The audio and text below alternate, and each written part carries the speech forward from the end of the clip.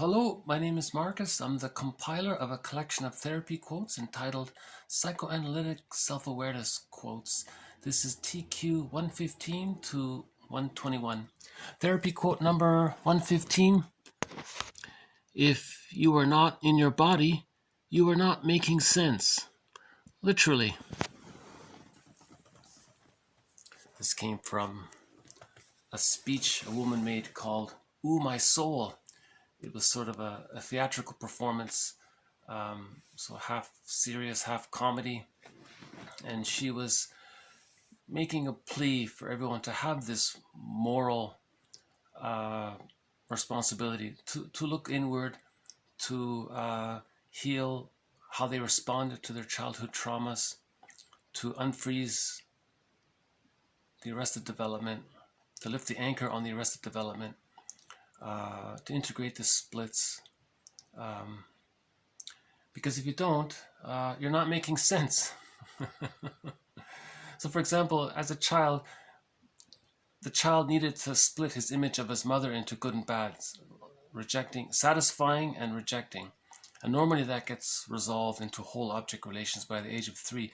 But if there's a petrification prior to the age of 3 and the split is still there, and then you're an adult and you're seeing the world in these extreme, all good, all bad perspectives based on how the child had to see the world with his mother, you're not making sense because you're talking about what happened in the nursery, really. So when we, to get it back in the body, she means find your feeling self, all that material that got split off, repressed, disassociated, see what you can to reintegrate all of that into the person, right? In a fairy tale, if there's a marriage, it's called, Marion Woodman calls it the inner marriage between the feeling self and the person got reunited, kind of thing. And there's the idea too, you know, if you have your feeling self, you're in your body, you know, your senses come from your body. That doesn't mean if somebody's not really connected to their feeling self and they're saying something that they're not making sense. Often they may still be making sense, even though it may not be representing it per se. I think there's a logical fallacy called the psychogenic logical fallacy. Just because someone's saying something and it doesn't really reflect who they are, it doesn't absolutely mean that what they're saying is not true, kind of thing. But generally, the hope is to create that synthesis. Remember the previous quote, unhappiness is a malady of the personal synthesis. And if there's that petrified split within, splitting precludes mourning. So, and if we don't mourn, that leads to complicated grief, pathological nostalgia, prolonged grief, chronic grief, you see.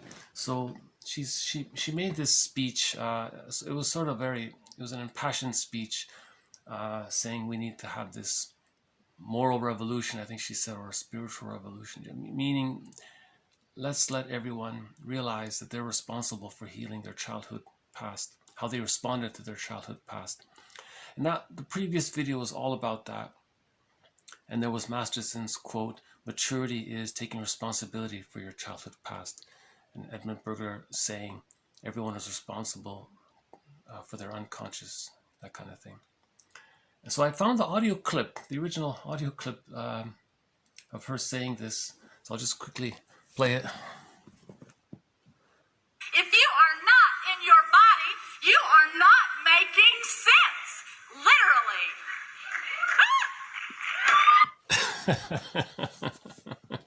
It was a very excited speech she gave. I recommend it. Yeah, it's a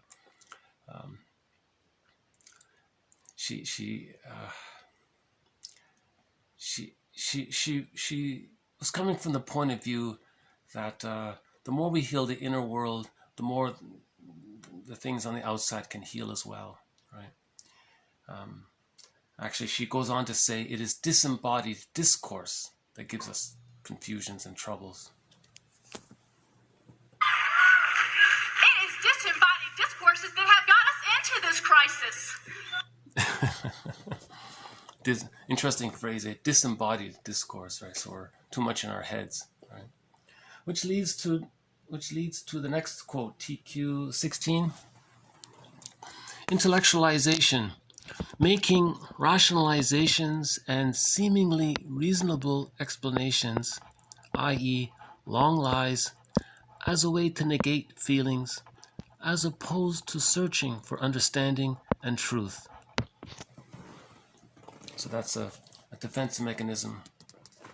So remember, if the split's there and the feelings are disowned, okay, coming from that learned script, that learned arrangement, as an adult, the person may find himself constantly having all these elaborate thoughts and abstract ideas and using ideas from here and there and here and there, and he's staying in his head.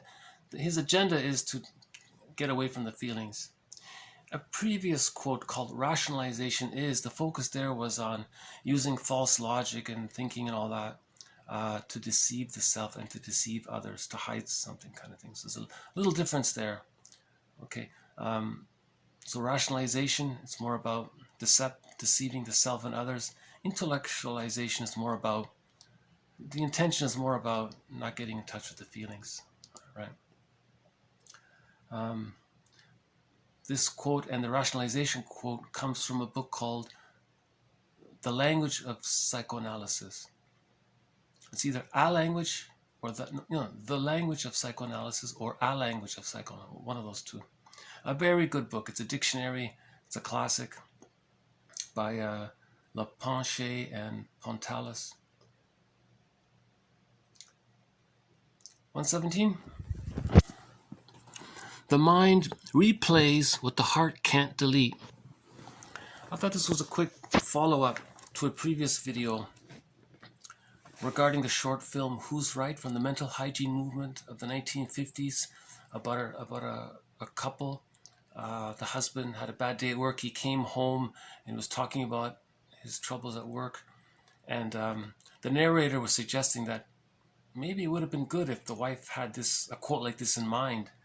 The mind replays what the heart can't delete. And the narrator was suggesting that maybe the wife could have said something like, "Darling, are you going over the day because you're searching for how you better could have handled it? Are you trying to discover how you better could have handled your day?" Or something like that. Right? Anyways, so there's maybe some understanding from the wife. Then the heart can delete it, right? Darling, are you replaying the day in order to better discover how better you could have handled it? Something like that. Okay, 118. I lost myself when I made you wrong. I found myself when I noticed I was angry. See, that's again a byproduct of that splitting arrangement. So if the baby had to split the mother into memories of good mother, bad mother, and the feelings are reserved for the bad mother, and that psychic structure is still there, petrified, as an adult, the adult is influenced by this, what the baby did. So now the adult is blaming other people, judging other people. What he's doing is he's doing the same thing. He's coming from that place from where the baby couldn't blame the mother, because he needs the love and hope to preserve the attachment to the mother. But what about all those angry feelings related to the rejecting mother? There's that template.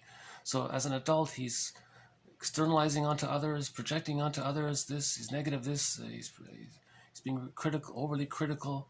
That's the anger towards the mother that the baby couldn't feel. See, he's still caught in that, right? That's what 115 is about. You're not making sense. 119. If men could only know each other, they would never either idealize or hate.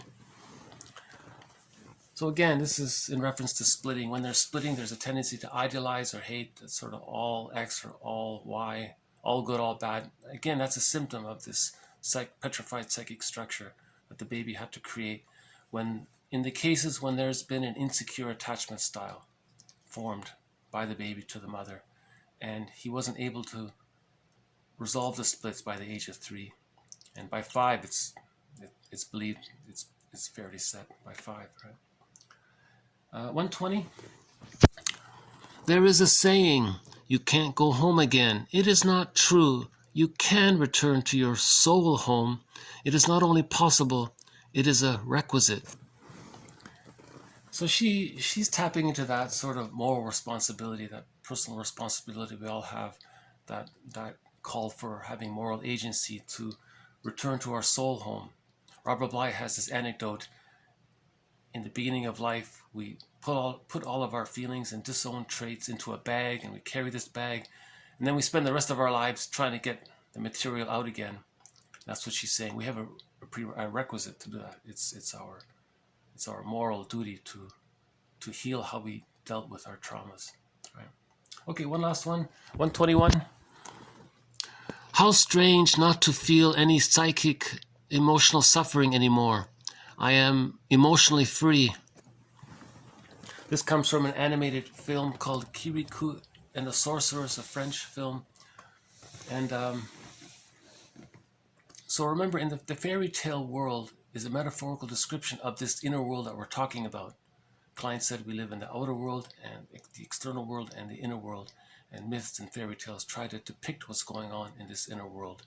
And object relations theory sort of does that as well. You've got the unconscious ego, you got the rejecting part mother, you got the satisfying part mother. Each of the two parts have a little ego of their own, the inner critic and the help. Then you have the Baba Yaga, the director of the whole thing. So there's this whole fairy tale drama going on. And in this film, the person did self-exploration and reached the point where he could lift the anchor on the arrested development. He could reach whole object relations. He was able to forgive the parents. He reached whole object relations, Ubuntu, and could forgive the parents and forgive himself. Then he achieved emotional freedom from that point. He's no longer bound to that negative union with the bad part mother. He's no longer, he could release that negative psychic umbilical cord to the bad part object of the mother. So in the film, there's this, the animator, I think, was tasked to describe emotional freedom. How could he depict what it would look like to be emotionally free from our arrested development? And this is what he came up with.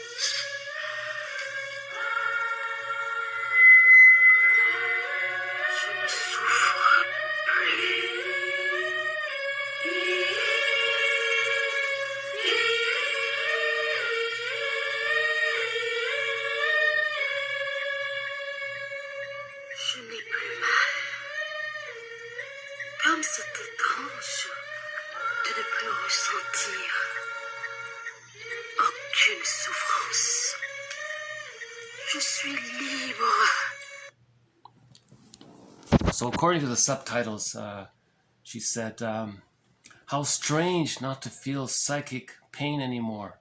I am emotionally free. See, it was a new feeling. It was wonderful for her, right? So, I think the animator did a good job. It's a good film, by the way. It's called Kirikou and the Sorceress. They took a series of fairy tale motifs, psychological patterns, in the form of fairy tale motif. Remember, fairy tale motifs, each motif is a psychological pattern. He strung them along together to form a story. Right? A good film. It's in French, but you can get it with English subtitles. Okay, so I think I'll pause it here. Shall I do a quick run through? Yeah, why not? Okay, so this is 1:15 to 21 once more. If you are not in your body, you are not making sense, literally. Intellectualization, making rationalizations and seemingly reasonable explanations, i.e. long lies, as a way to negate feelings as opposed to searching for understanding and truth. A defense mechanism. The mind replays what the heart can't delete. I lost myself when I made you wrong. I found myself when I noticed I was angry. If men could only know each other, they would never either idealize or hate. There is a saying, you can't go home again. It is not true. You can return to your soul home. It is not only possible, it is a requisite. How strange not to feel psychic suffering anymore. I am emotionally free.